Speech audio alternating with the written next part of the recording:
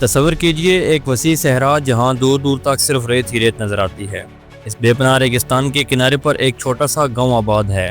یہاں کے لوگ زندگی بسر کرنے کے لیے مچھلیاں پکڑتے ہیں، موتی تلاش کرتے ہیں۔ ان کے خواب چھوٹے ہیں اور ان کی دنیا محدود ہے، لیکن آج یہی گاؤں دنیا کا سب سے چمکدار شہر بن چکا ہے۔ جی ہاں ناظرین، میں بات کر رہا ہوں سٹی آف ڈریمز دبئی کے بارے میں۔ وہ دبئی جو آج دنیا کی بلند ترین عمارتوں، مصنوعی جزیروں اور عیش و آرام کا گھر بن چکا ہے۔ یہ کہانی ہے ایک ایسے خواب کی جو کسی نے دیکھا اور پھر اسے حقیقت میں بدل دیا گیا۔ یہ کہانی ہے ان لوگوں کی جنہوں نے ناممکن کو ممکن بنا دیا۔ لیکن ہر کہانی کی طرح اس میں بھی کچھ ایسا ہے جو آنکھوں سے اوجھل ہے۔ ہر چمکتی ہوئی عمارت کے پیچھے ایک سایہ ہے، ہر کامیابی کے پیچھے ایک قربانی ہے۔ تو آئیے میرے ساتھ اس سفر کو شروع کرتے ہیں اور جانتے ہیں دبئی کی اس حیرت انگیز کہانی کے بارے میں، جہاں ہم دیکھیں گے کہ کیسے ایک چھوٹے سے گاؤں نے دنیا کو حیران کر دیا۔ ذرا سوچیں، 19ویں صدی کا آغاز تھا اور دبئی کیا تھا؟ دبئی صرف مچھیروں اور موتیوں کے غوطہ خوروں کی ایک چھوٹی سی بستی تھی۔ یہ ابوظہبی سلطنت کا حصہ تھا، ایک ایسا علاقہ جہاں سخت صحرائی مناظر تھے اور وسائل بہت ہی کم تھے۔ 1833 عیسوی میں شیخ مختوم بن بٹی نے ابوظہبی سے علیحدگی اختیار کی اور دبئی کو ایک آزاد ریاست کے طور پر قائم کیا۔ اس سے ایک نیا دور شروع ہوا، مگر ایک صدی سے زیادہ عرصے تک دبئی ایک پرسکون گاؤں ہی رہا اور اس کے پڑوسی ملک بہت آگے نکل چکے تھے۔ پھر 1958 عیسوی میں جب شیخ راشد بن سعید المختوم نے باغ دور سنبھالی تو سب کچھ بدل گیا۔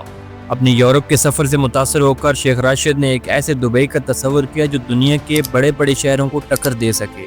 ان کی حوصلہ مند فیصلوں نے دبئی کی تبدیلی کی بنیاد رکھی۔ شیخ راشد کا پہلا بڑا منصوبہ دبئی کریک کو بڑا کرنا تھا۔ اس وقت یہ کریک صرف چھوٹی کشتیوں کے لیے ٹھیک تھا، لیکن شیخ راشد نے اس میں بین الاقوامی تجارت کا راستہ دیکھا۔ انہوں نے کریک کو کھودنے اور چوڑا کرنے میں بہت پیسہ لگایا تاکہ بڑے بحری جہاز دبئی میں آ سکیں۔ لوگوں نے بہت شک کیا، مگر نتیجہ سب کے سامنے تھا۔ دبئی تیزی سے ایک بڑا تجارتی مرکز بن گیا۔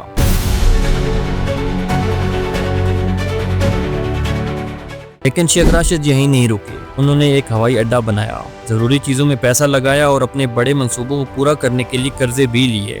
ناقدین نے انہیں لاپرواہ کہا، لیکن وقت نے ثابت کر دیا کہ وہ غلط نہیں تھے۔ چنانچہ 1966 عیسوی میں دبئی میں تیل دریافت کیا گیا۔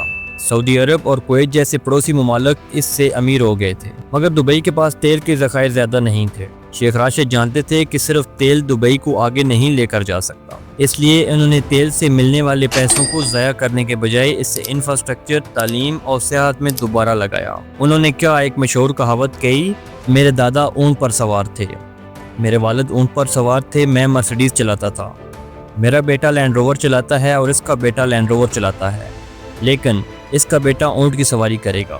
اس بات سے یہ پتہ چلتا ہے کہ ان کو یقین تھا کہ دبئی کی ترقی صرف تیل جیسے ختم ہونے والے وسائل پر نہیں ہو سکتی۔ 1971 عیسوی میں دبئی نے متحدہ عرب امارات بنانے کے لیے 6 اور ریاستوں کے ساتھ ہاتھ ملا لیا۔ اس اتحاد سے علاقے میں استحکام اور اتحاد آیا۔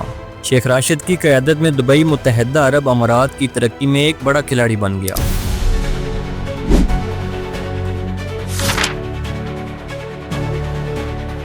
شیخ راشد کا سب سے اہم کام 1972 عیسوی میں پورٹ راشد بنانا تھا۔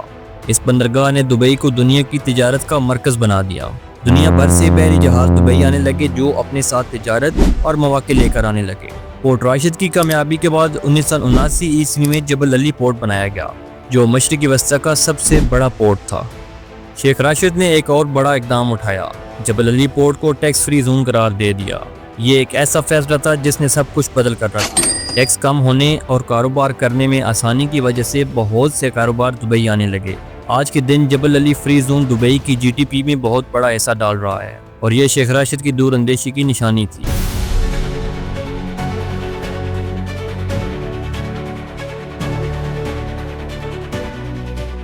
دبئی کی بندرگاہیں ترقی کر رہی تھی تو شیخ راشد کی نظر آسمان پر تھی۔ 1990 عیسوی کی دہائی میں انہوں نے دبئی کو دنیا کا ہوائی سفر کا مرکز بنانے کا سوچا۔ دبئی نے 1985 میں ایمریٹس ایئر لائن کے قیام کے لیے پاکستان سے مدد طلب کی، جب گلف ایئر نے دبئی کے لیے خدمات کم کر دیں، جس سے مقامی کیریئر کی ضرورت محسوس ہوئی۔ Pakistan international air lines PIA نے تکنیکی اور انتظامی معاونت فراہم کر کے 2 طیارے، ایک بوئنگ 300 737 اور ایک ایئر بس A300B4-200 لیز پر دے دیے، اور ایمریٹس کے ابتدائی آپریشنز کے لیے تربیت یافتہ پائلٹس اور عملے کی فراہمی میں بھی اہم کردار ادا کیا۔ دبئی سے کراچی کے لیے پہلی پرواز 25 اکتوبر 1985 کو PIA کے لیز پر دیے گئے ایئر بس A300 کے ذریعے PIA کے پائلٹوں اور 147 افراد کے عملے کے ساتھ چلائی گئی۔ PIA نے ایمریٹس کو پائلٹ ٹریننگ، کاروباری طریقوں اور ریونیو مینجمنٹ تکنیک میں بھی بہت مدد کی۔ وقت کے ساتھ ساتھ ایمریٹس ایئر لائن دنیا کی صف اول کی ایئر لائنز میں سے ایک بن گئی، لیکن اس کی کامیابی PIA کے بنیادی حمایت کی مرہون منت ہے۔ اس وقت پاکستان میں کراچی ایئرپورٹ اس علاقے کا سب سے بڑا ہوائی اڈہ ہوا کرتا تھا، لیکن شیخ راشد نے اس ٹریفک کو دبئی کی طرف موڑنے کا منصوبہ بنایا۔ ایمریٹس ایئر لائن تیزی سے دنیا کی بڑی ایئر لائنز میں سے ایک بن گئی۔ آج دبئی انٹرنیشنل ایئرپورٹ دنیا کے سب سے مصروف ہوائی اڈوں میں سے ایک ہے، جو ہر سال لاکھوں مسافروں کو جوڑتا ہے۔ 1990 کی دہائی تک دبئی نے خود کو تجارت اور ہوائی سفر کے مرکز کے طور پر منوا لیا تھا، لیکن شیخ راشد بن سعید ال مختوم کے آنے کے بعد والد شیخ محمد بن راشد ال مختوم کے اور بھی بڑے منصوبے تھے۔ وہ دبئی کو دنیا کا سیاحتی مقام بنانا چاہتے تھے۔ مشہور برج العرب جو 1999 میں کھولا گیا اس خواب کا ثبوت تھا۔ ایک مصنوعی جزیرے پر بنایا گیا یہ دنیا کا پہلا 7 اسٹار ہوٹل تھا۔ اس کی شان و شوکت نے دبئی کو عیش و آرام کی منزل کے طور پر دنیا کے نقشے پر لا کھڑا کیا۔ شیخ محمد کا کہنا تھا، اگر آپ چاہتے ہیں کہ لوگ آپ پر توجہ دیں تو آپ بڑا سوچیں۔ اس سوچ نے پام جمیرہ، برج خلیفہ اور دبئی مال جیسے بڑے منصوبوں کو جنم دیا۔ ان نشانیوں نے نہ صرف سیاحوں کو اپنی طرف کھینچا بلکہ یہ بھی ثابت کر دیا کہ دبئی خوابوں کو حقیقت میں بدل سکتا ہے۔ دیکھیں، دبئی کی کامیابی تو سب کے سامنے ہے، لیکن اس کی ایک قیمت بھی ہے، خاص طور پر ان لاکھوں غیر ملکی کارکنوں کے لیے جو اس کی معیشت کو چلاتے ہیں۔ کفالہ نظام جو غیر ملکی کارکنوں کے کام کرنے کے حالات کو کنٹرول کرتا ہے، ہمیشہ سے تنازع اور تنقید کا شکار رہا ہے۔ ایک کارکن کا ویزا اس کے مالک سے جڑا ہوتا ہے۔ اگر کوئی کارکن اپنی نوکری چھوڑنا چاہتا ہے تو اسے اپنے مالک سے اجازت لینی ہوتی ہے۔ بغیر اجازت نوکری چھوڑنا جرم سمجھا جاتا ہے اور کارکنوں کو ملک بدر بھی کیا جا سکتا ہے۔ ریسرچ کرنے سے پتہ چلا کہ بہت سارے کارکنوں سے ان کے پاسپورٹ چھین لیے جاتے ہیں، ان سے بہت زیادہ کام کرایا جاتا ہے اور انہیں بھیڑ بھاڑ والی جگہوں پہ رکھا جاتا ہے۔ کچھ کارکنوں کو تو ان کی مرضی کے بغیر دوسرے لوگوں کو بیچ بھی دیا جاتا ہے۔